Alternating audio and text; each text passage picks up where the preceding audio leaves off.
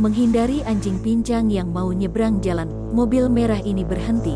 Tapi dari arah belakang, seorang pengendara motor malah menabraknya. Padahal kalau dilihat, motor ini jaraknya masih agak jauh dari mobil merah.